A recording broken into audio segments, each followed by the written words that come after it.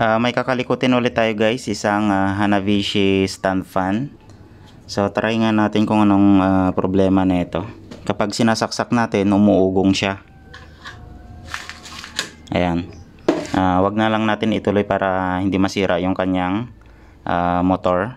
So welcome ulit guys sa ating channel. Wag nyo pong kalimutang i-subscribe ang ating YouTube channel at pa-click na rin ng notification bell para updated kayo sa mga bagong video natin. At saka wag nyo rin pong kalimutang i-follow ang ating Facebook page. So tara guys, kalikutin na natin. Tara.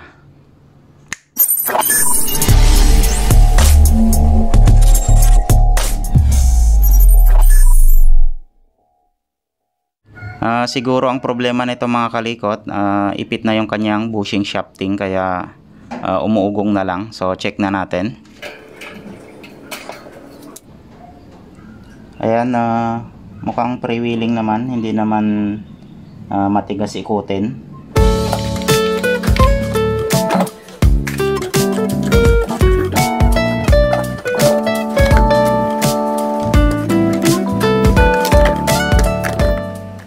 Ayan guys, inaamag na yung casing nya.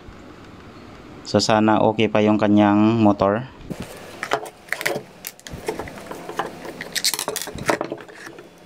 So sobrang dumi niya. Try ulit natin. Ayun, so okay naman yung motor nya. So mukhang naiipit lang yung kanyang bushing shafting. So check natin mga kalikot kung okay pa yung bushing shafting nya. At saka i-check na rin natin yung kanyang capacitor. Parang mahina na yung kanyang starting.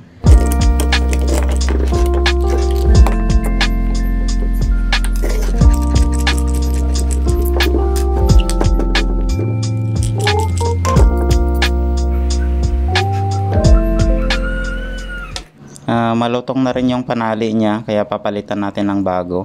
Ayusin muna natin itong tali niya, saka natin linisan.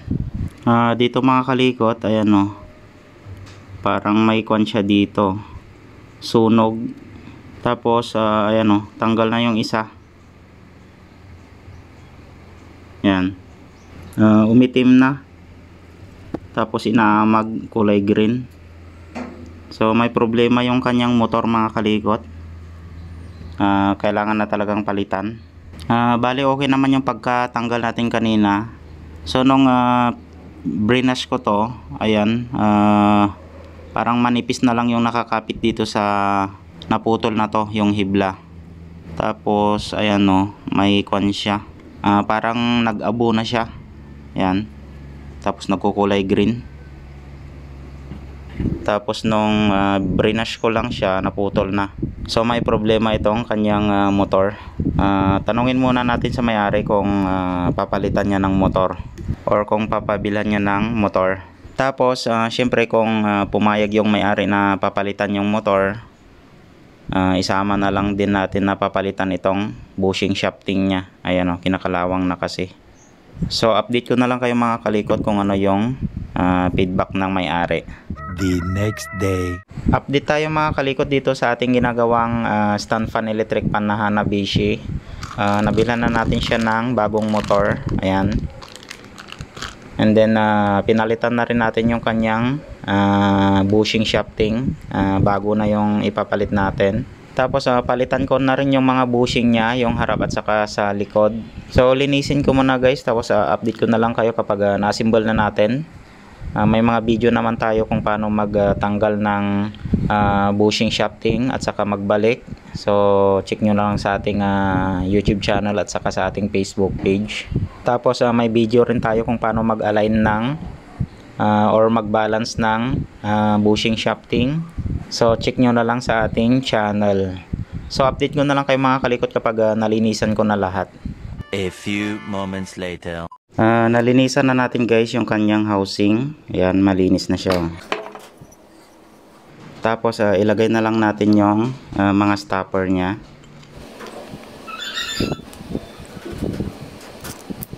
Ayan, pwede na natin i-assemble yung kanyang motor. So bali bago na yung kanyang motor mga kalikot. Testerin muna natin, pero na-tester ko na to guys dun sa pinagbilan natin. Kapag bumili kayo mga kalikot ng motor ng electric pan, so kailangan dala nyo yung kanyang stator. Dito kasi sa amin swapping yung kanyang stator, so kahit tanggalin nyo na yung kanyang magnetic wire kasi sayang din naman. So kapag bumili kayo mga kalikot, kailangan parehas sila ng kapal ng stator, itong bakal na to.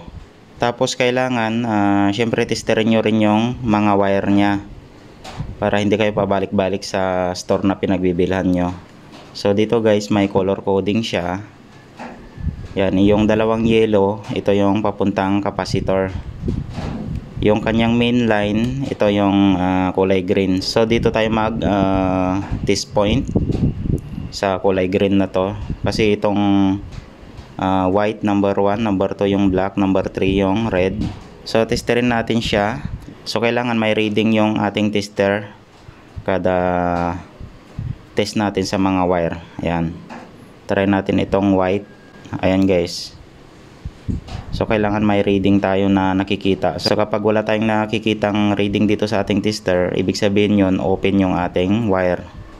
Ayan, so number 2 yung black, ayan, tumataas yan mga kalikot, yung reading sa ating tester. Tapos yung red, ayan, so tumaas ulit siya. Tapos testerin din natin yung papuntang capacitor nya. Ayan guys, oh. Ayan, so ito kasi yung green at saka yung isang wire ng capacitor, magkadugtong yan, kaya mataas yung kanyang reading. Ayan, oh. So ibig sabihin okay yung nakuha nating motor. So bali sasalpak ko na lang siya mga kalikot. 2,000 years later. Share ko sa inyo mga kalikot kung paano tayo maglagay ng thermal fuse dito sa bagong rewind na motor ng electric pan. Kasi yung mga bagong rewind na electric pan, hindi nila nilalagyan ng thermal fuse. So lalagyan natin siya mga kalikot. May 6 na wire siya, dito natin ilalagay yung thermal fuse, or dito natin i-connect sa common na wire or yung kanyang main line, yung kulay green mga kalikot. Tapos itong kulay white, ito kasi yung number 1, yung black number 2, number 3 naman yung red, at saka yung dalawang yellow, ito yung papuntang capacitor. So dito tayo lalagay sa common na wire, yung main line nya, yung kulay green. Connect na natin siya, putulin lang natin itong kulay green, tapos lagyan natin ng insulator itong paa ng thermal fuse. Lagyan natin dalawa. Tapos kailangan yung thermal fuse natin nakadikit dito guys sa winding ng motor or dito sa magnetic wire. Tapos itatali na natin siya dito. Tapos yung isang paa ng thermal fuse nakakunik dito sa pinagputulan nating common na wire, yung kulay green. Tapos yung pinutol natin guys, yung kaputol nya, dito natin ikukunik sa isang paa ng thermal fuse. Yan, so sana masundan nyo.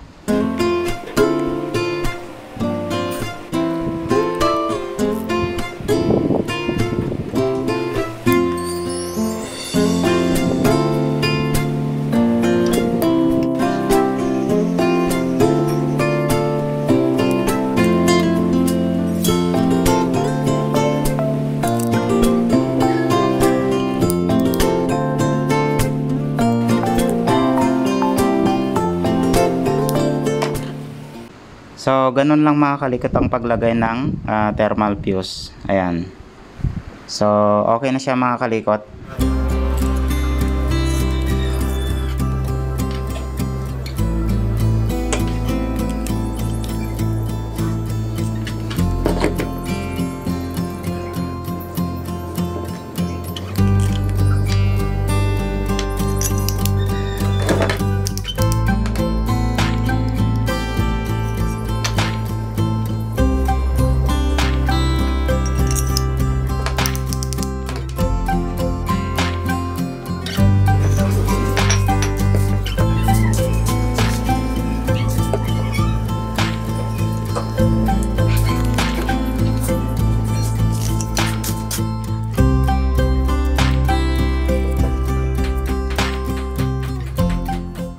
na-assemble na natin mga kalikot yung ginagawa nating electric pan kanina. Nagabihan na tayo kasi nagpa-finish tayo ng bahay. Ayan.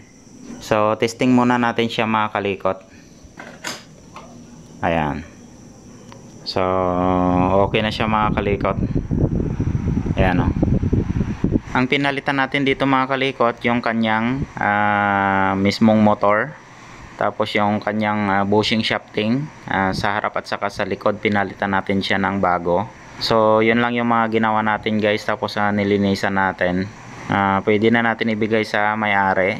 So, hanggang dito na lang mga kalikot yung video natin para dito sa ating ginagawang Hanabishi stand fan. So maraming salamat guys sa panonood ng mga video natin. Huwag nyo pong kalimutang i-subscribe ang ating YouTube channel at pa-click na rin ng notification bell para updated kayo sa mga bagong video natin. At saka huwag nyo rin pong kalimutang i-follow ang ating Facebook page. Maraming salamat ulit guys. Ingat kayong lahat and God bless sa ating lahat mga kalikot. Bye bye.